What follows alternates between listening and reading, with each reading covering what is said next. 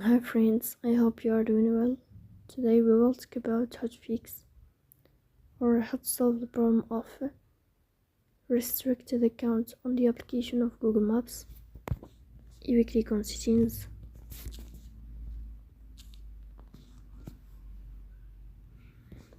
Here in this page we go to apps, default apps, app settings. And above you will search about Google Maps and we click here.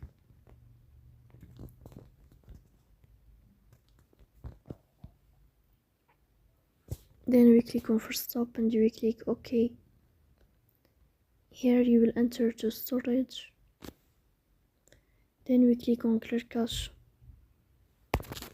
In the end you will turn off your phone and you will wait a moment to restart your phone again to fix that problem.